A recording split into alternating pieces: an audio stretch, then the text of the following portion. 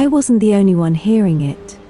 True story, as told by the person it happened to. I used to hear it every night around the same time. A soft knocking. Not loud, not urgent, just deliberate. 3 knocks, always 3. It came from the wall behind my bed. At first I thought it was the building settling. Old apartments make noise. Everyone knows that. Pipes knock, wood expands, you get used to it. Except this didn't sound like pipes. It sounded like someone knocking, slowly, from the other side.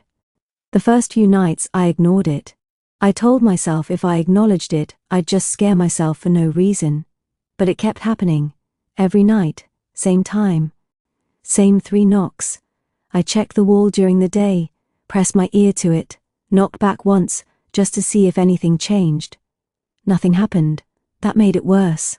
After about a week, I asked my upstairs neighbor if they were hearing strange noises at night. They looked confused and said they didn't hear anything at all. Then they asked me something strange. They asked, which wall? When I told them, their face changed. They said there wasn't an apartment behind that wall. It backed up to a utility corridor, a narrow space that ran between units. No doors, no reason for anyone to be in there. I laughed it off. But that night, the knocking came again. 3 slow knocks. This time I sat up in bed and watched the wall. I don't know why. Instinct maybe. After a few seconds the knocking came again, 3 knocks. Then, scratching, fingernails, dragging slowly along the inside of the wall. I didn't sleep at all that night. The next morning I called building management and told them someone might be accessing the utility corridor. They said they'd send maintenance. Later that afternoon, 2 maintenance workers showed up.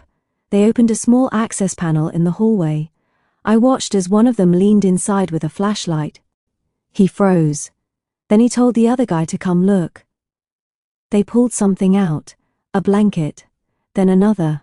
There was a small space behind the wall, just wide enough for a person to crawl through. Someone had been living there. They found food wrappers, bottles, a phone charger plugged into an outlet I didn't even know existed.